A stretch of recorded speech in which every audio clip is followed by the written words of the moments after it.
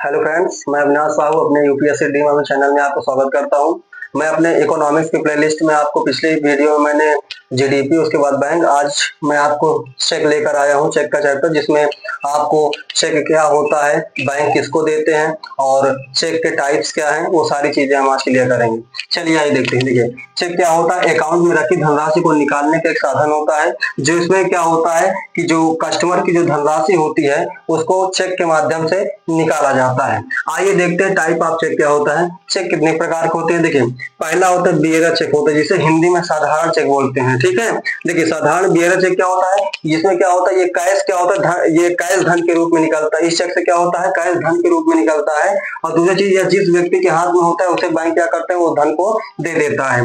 उसके बाद ये बियरर चेक क्या होता है, ये सबसे असुरक्षित चेक होता है। क्या होता है, ये सबसे असुरक्षित चेक होता है, क्योंकि यह क्या होता है कि जिस व्यक्ति के हाथ में यह चेक रहता है, कस्टमर उसी को क्या कर देता है, पैसा कैश के रूप में दे देता है। ठीक है, इसलिए इसे सबसे असुरक्षित चेक माना जाता है। दूसरा चेक होता है, उसे बोलते हैं ऑर्डर चेक बोलते हैं, जिसको हिंदी में आदिष्ट चेक बोला जाता है। यह क्या होता है, देखो ऑर्डर चेक होता है कि जिस व्यक्ति का नाम उस चेक पे लिखा होता है, बैंक उसी व्यक्ति को क्या होती है, धनराशि देती है, यानी कैश के रूप में धनराशि उसी व्यक्ति को देती है। ठीक है, देखिए फिर से समझ लीजिए कि ऑर्डर चेक होता क्या है। ऑर्डर चेक में क्या होता है, जिस व्यक्ति का नाम चेक व्यक्ति का नाम चेक में लिखा होता है, बैंक उसी व्यक्ति को धनराशि देती है। तीसरा होता है क्रॉस चेक। क्रॉस चेक मतलब क्या होता है, देखो क्रॉस चेक में एक चीज होता है कि दाईं तरफ क्या होता है, वो बाईं तरफ क्या होता है, दो रेखाएं खींची होती है, और ये क्या होता है, ये भुगतान अकाउंट टू अकाउंट करता है। यानी ये जो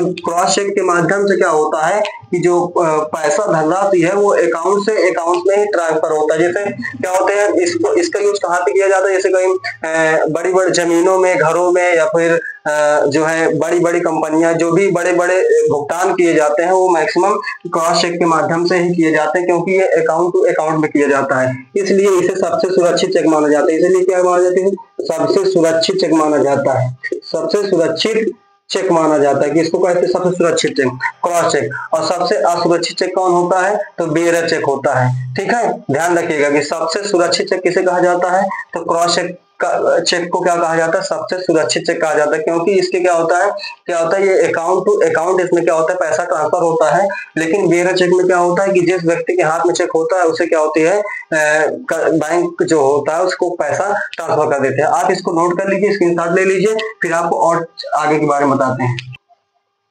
तो फ्रेंड्स, आप लोगों ने नोट कर लिया होगा। अब आइए आपको आगे देखते चेक होता है। आगे होता है गिफ्ट चेक होता है। इसे ये गिफ्ट चेक क्या होता है, ये आकार में बहुत बड़े होते हैं, लेकिन ये उपहार में दिए जाते हैं। जैसे आप लोग देखते होंगे कि खेलों में दिया जाता है, गेम्स वगैरह में दिया जाता है, प्रतियोगिताओं में दिया जाता है। ठीक है, खिलाड़ियों को दिया जाता है, तो बड़े बड़े चेक लिखे होते हैं, उसमें बड़े बड़े चेक दिए जाते हैं, तो उसमें क्या होता है, वो गिफ्ट चेक होता है। ठीक है, वो क्या होता है, आकार में तो बड़े होते हैं और इसे उपहार के रूप में दिया जाता है। एक होता है पोस्ट डेटेड चेक होता है।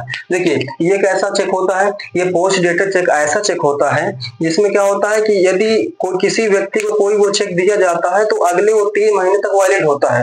और मैक्सिमम लोग बैंक जो चेक देती है कस्टमर को, पोस्ट डेटेड चेक ही देती है, क्योंकि इसमें क्या होता है, यदि चेक में किसी व्यक्ति को चेक दिया जाता है तो अगले 3 महीने तक वैध होता है। ठीक है, तो ऐसा चेक जो लिखे तारीख से 3 महीने तक वैध होता है उसे बोला जाता है पोस्ट डेटेड चेक बोला जाता है। ठीक है, क्या बोला जाता है, पोस्ट डेटेड चेक बोला जाता है, क्योंकि जिस डेट से अगर वो चेक दिया जाता है उसको 3 महीने तक क्या होता है, वो वैध होता है।